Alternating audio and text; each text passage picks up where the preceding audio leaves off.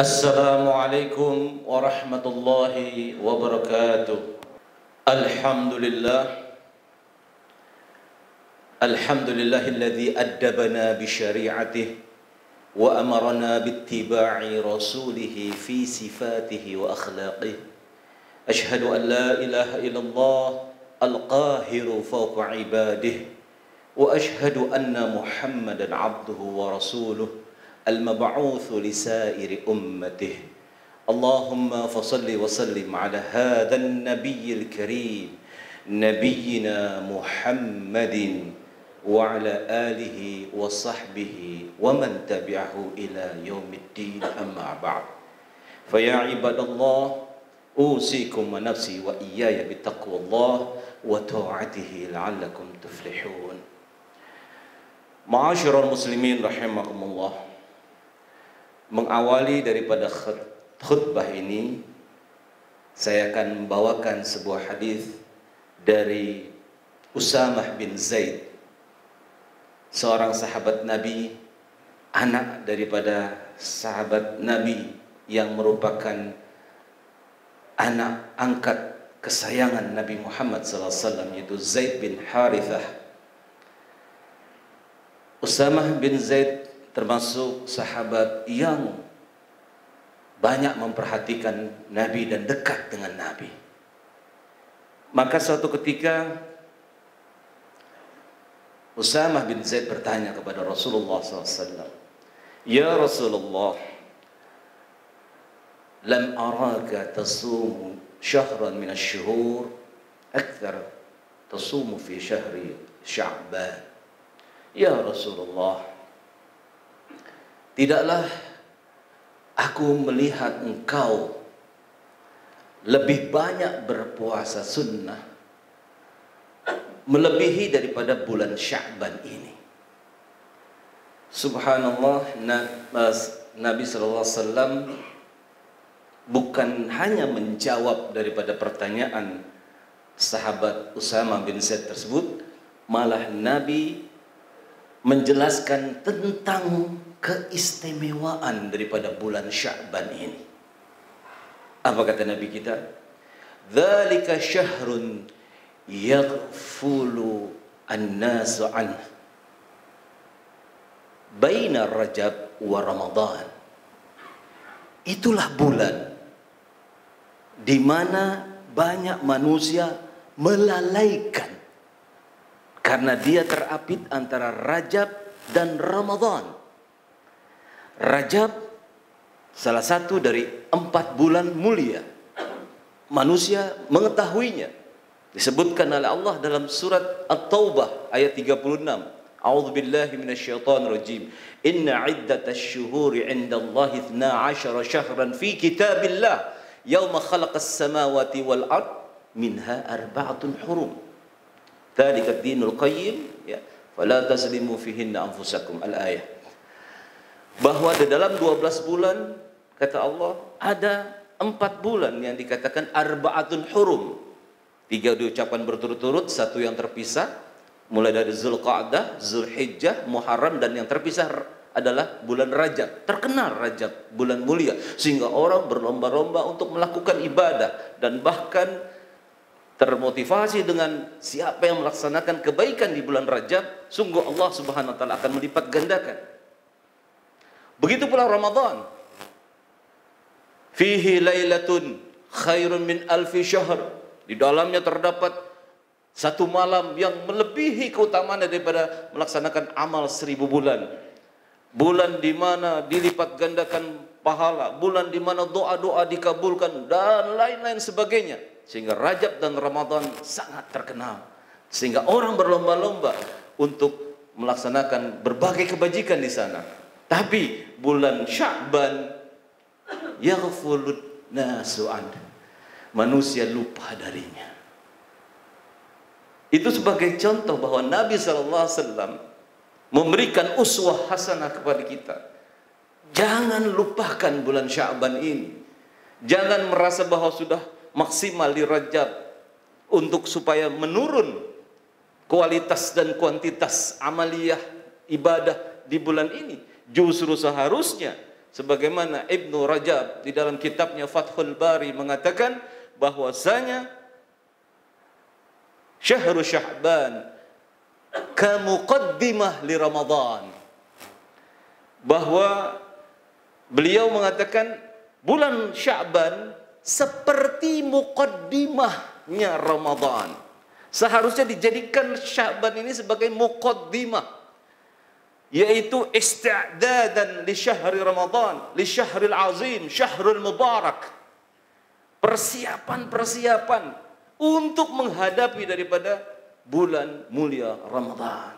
Bukan malah kulindan, bukan malah slow down. Justru seharusnya Nabi mencontohkan, Nabi paling banyak berpuasa sunnah melebihi daripada bulan-bulan yang lain di bulan Sya'ban. Sebagaimana kita ketahui bahwa Nabi Muhammad SAW mencontohkan kepada kita untuk puasa Senin dan Kamis, dan juga 3 hari di bulan Islam. Tentunya kalau dikatakan paling banyak berpuasa sunnah melebihi daripada bulan-bulan yang lain, maka logika kita mengatakan pasti Nabi lebih daripada umumnya di bulan yang lain. Kira-kira kurang lebih 11 yang biasa dilakukan oleh Nabi. 11 hari Nabi berpuasa sunnah. Tapi ini pasti lebih daripada itu. Nah, bagaimana dengan kita? Padahal justru di dalamnya terdapat satu kesempatan kita untuk melaksanakan amal saleh di mana manusia sedang lalai terhadap waktu tersebut. Pikirannya sudah Ramadan, pikirannya sudah bagaimana nanti pulang kampung, mudik, lebaran. Tidak memperhatikan saat ini berada di bulan Sya'ban. Nabi mencontohkan dengan tetap melaksanakan amaliyah. Dan amaliyah yang paling disukai oleh Nabi yaitu siyam, berpuasa. Subhanallah. Segala sesuatu ada di dalam puasa. Seseorang ketika puasa tentu lebih pandai menghindari godaan mata, godaan telinga, godaan perut, godaan syahwat. Tentu seseorang lebih berpuasa pasti lebih bisa menjaga diri. Itulah yang dikatakan oleh Nabi, as-siyamu junnah. Puasa itu benteng. Puasa itu seperti perisai yang menghindarkan seseorang dari berbuat maksiat, dosa dan sebagainya.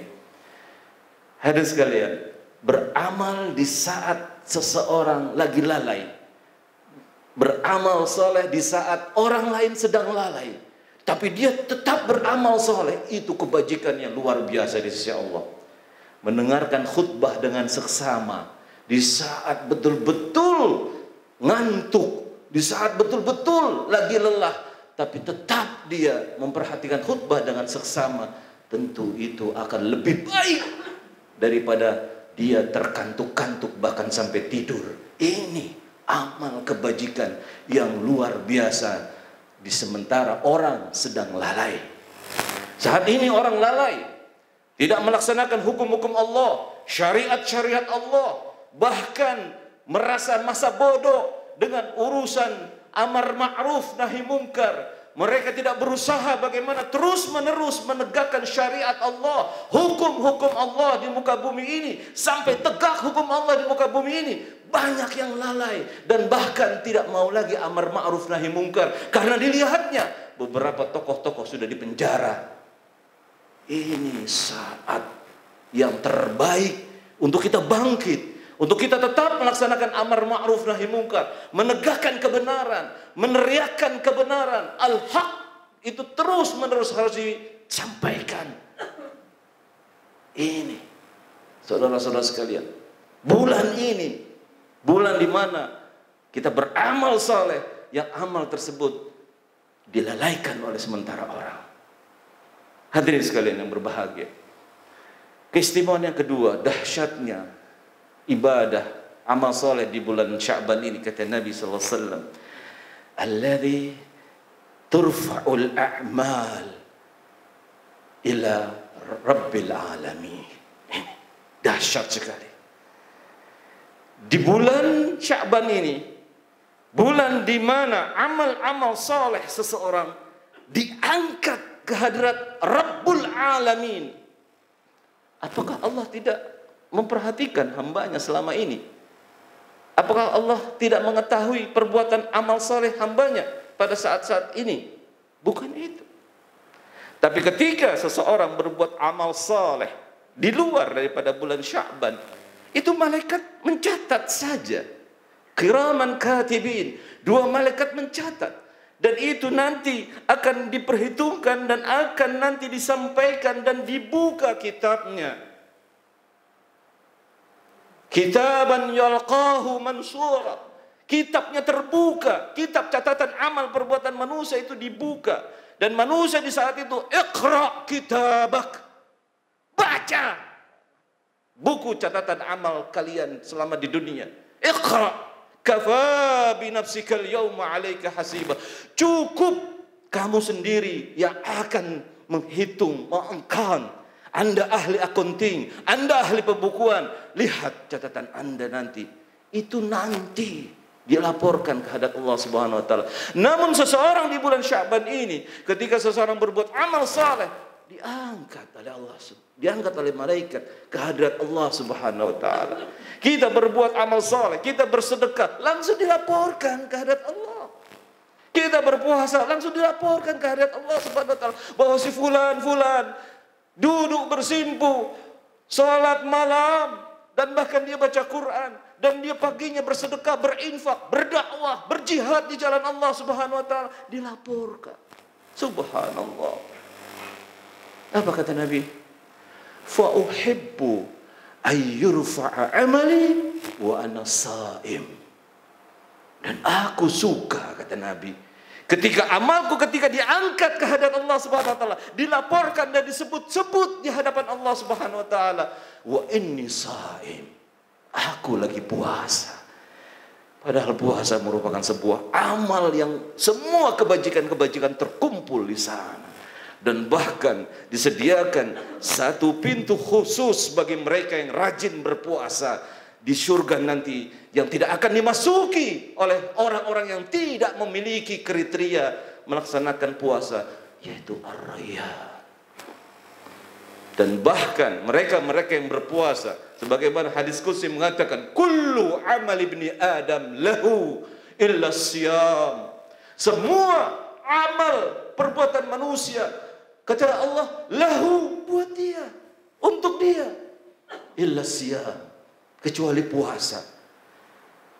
Fa innahu li, karena dia berpuasa karena aku, untukku, wa ana ajzi bih, maka aku sendiri akan memberikan pahala kepadanya, pahala yang belum berbilang, pahala yang belum tersebutkan baik dalam hadis maupun dalam Quran. Allah Subhanahu wa taala bisa yudha'ifu liman yasha, akan melipat gandakan pahala-pahala liman yasha, bagi siapa yang dikehendaki oleh Allah. Kalau kita baca Quran, kata Nabi, alif lam mim, jangan kau katakan itu satu huruf, tapi alif satu huruf, mim satu, lam satu huruf, mim satu huruf. Jelas satu huruf dibalas dengan 10 kebaikan, 10 kebaikan. Siapa yang sholat berjamaah 27 derajat. Siapa yang melakukan ini ada balasannya. Tapi salah satu dari 3 amalan yang tidak ada timbangannya, yang tidak ada taranya, asyam. Asyam. Fa innahu li, karena dia berbuat itu karenaku, wa anna ajzi bihi, aku sendiri akan memberikan bonus pahala yang luar biasa. Dan pahala tersebut tentunya bukan hanya berupa sesuatu yang bermanfaat bagi manusia di dunia, tapi fil jannah, fil akhirah nanti, subhanallah. Maka hadirin sekalian yang berbahagia, tentunya jangan kita mensia-siakan waktu yang sangat berharga ini. Jangan kita melalaikan sebagaimana lalainya manusia-manusia yang tidak memperhatikan bulan ini. Betapa Nabi adalah seorang yang maksum. Betapa Nabi adalah seorang yang dijamin masuk surga. Betapa Nabi Muhammad SAW tidak pernah berbuat dosa atau kesalahan, kecuali kesalahan itu untuk menjadi pelajaran bagi umatnya. Namun beliau masih mengharapkan dan menyukai amalnya diangkat ke hadirat Allah Subhanahu wa taala. Siapa kita? Belum ada jaminan bagi seseorang itu untuk masuk surga. Belum ada jaminan dia terbebas daripada dosa. Tapi orang tersebut malah justru tidak ingin amalnya diangkat ke hadirat Allah Subhanahu wa taala. Kita saja kalau disebut-sebut nama kita berbuat kebaikan, si fulan telah menyumbang sekian, si fulan telah melakukan perbuatan baik seperti ini, dipuji-puji kita di hadapan Allah, di hadapan manusia saja kita begitu senang. Kita begitu bahagia. Apalagi ini disebut-sebut di hadapan Allah Jalla Jalaluh Rabbul Alamin. Maka untuk itu hadirin sekalian yang berbahagia, mari senantiasa kita ingat, waktu terus berlalu, berjalan tanpa terasa, terus menerus, menit demi menit, jam demi jam, minggu demi minggu. Enggak lama lagi, kurang lebih 3 minggu yang akan datang, kita akan memasuki daripada bulan Ramadan. Bagaimana seorang akan sukses nanti di Ramadan apabila tidak memiliki persiapan isti'adad, persiapan yang baik untuk menghadapi Ramadan? Bagaimana seorang bisa menang dalam sebuah pertandingan internasional, olimpiade, apapun game yang terjadi pada saat itu? Bagaimana dia menjadi seorang juara, the winners, pemenang, apabila dia belum pernah berlatih sebelumnya? Dia tidak melakukan warming up, persiapan sebelumnya. Dan inilah dicontohkan oleh Nabi kita Muhammad SAW. Menjadikan seolah Sya'ban ini sudah merupakan muqaddimah li Ramadan. Sehingga seseorang memasuki bulan Ramadan sebagaimana seorang pelari estafet. Pelari estafet itu kurang lebih 4 atau 5 orang. Di mana pelari pertama sudah berjalan, sudah berlari. Maka pelari kedua dan seterusnya, tidaklah dia menunggu di garis start, tapi dia mundur dari garis start untuk bersiap-siap menerima tongkat estafet. Sehingga begitu di garis start, larinya sudah kencang. Itulah gambaran betapa Nabi kita Muhammad SAW sayang kepada kita, memperhatikan kita. Ayo kita contoh Nabi kita Muhammad SAW. Beliau saja yang maksum seperti itu, sudah mempersiapkan dirinya dengan sebaik-baiknya, apalagi kita tentunya. Barakallahu li wa lakum fil Qur'anil Karim, wa nafa'ani wa iyyakum bima fihi minal ayati wa dzikril hakim, wa taqabbalallahu minni wa minkum tilawatahu wastaghfiruh innahu huwal ghafurur rahim. Alhamdulillah hamdan katsiran thayyiban mubarakan fihi kama yuhibbu rabbuna wa yarda. Asyhadu an la ilaha illallah wa asyhadu anna Muhammadan abduhu wa rasuluh. Allahumma salli wa sallim ala hadzal nabiyil karim nabiyina Muhammadin wa ala alihi wa sahbihi ajma'in. Amma ba'd, fa ya ibadallah ittaqullaha haqqa tuqatih wa la tamutunna illa wa antum muslimun. Qala Allah ta'ala fil Qur'anil Karim, a'udzu billahi minasy syaithanir rajim. Inna Allaha wa malaikatahu yusalluna 'alan nabi ya ayyuhalladzina amanu sallu 'alaihi wa sallimu taslima. Waradallahu 'anil khulafa'ir rasyidin Abi Bakr wa Umar wa Uthman wa Ali wa anit tabi'in wa tabi'in wa man tabi'ahum bi ihsanin ila yaumiddin wa 'alaina ma'ahum bi rahmatika ya arhamar rahimin.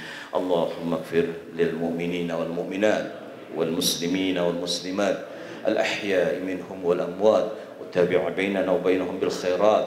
رب اغفر وارحم وأنت خير الراحمين. ربنا أوزعنا أن نشكر نعمتك التي أنعمت علينا وعلى والدينا وأن نعمل صالحا ترضاه وأدخلنا برحمتك عبادك الصالحين. اللهم اغفر للمؤمنين والمؤمنات خصوصا للمؤسس هذا المسجد يا الله Ami Abdul Qadir Askar ya Allah. Allahumma ighfir lahu warhamhu wa'afihi wa'fu anhu wa akrim nuzulahu wa wasi' madkhalahu. Allahumma abdilhu daran khair min darih wa ahlan khair min ahli wa zawjan khair min zawji.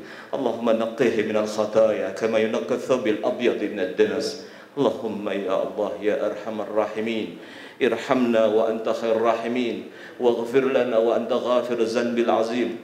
Allahumma sallimna wal muslimin اللهم سلمنا والمسلمين، اللهم سلمنا والمسلمين، اللهم افتنا من البلاء والوباء والغلاء والفحشاء والمحن والفتن ما ظهر منها وما بطن برحمتك يا أرحم الراحمين. اللهم افتح لنا أبواب البركة، وافتح لنا أبواب الرحمة، وافتح لنا أبواب الصحة والعافية، وافتح لنا يا الله أبواب المغفرة، وافتح لنا أبواب التوبة، وافتح لنا أبواب الرزق رزقا حلالا طيبا مباركا فيه برحمتك يا أرحم الراحمين. ربنا هب لنا من أزواجنا وذريتنا قرة أعين واجعلنا للمتقين إماما. ربنا آتنا في الدنيا حسنة وفي الآخرة حسنة وقنا عذاب النار. صلى الله على نبينا محمد وعلى آله وصحبه وسلم والحمد لله رب العالمين. عباد الله، إن الله يأمر بالعدل والإحسان وإيتاء ذي القربى وينهى عن الفحشاء والمنكر والبغي يعظكم لعلكم تذكرون. فاذكروا الله ولذكر الله أكبر. أقم الصلاة.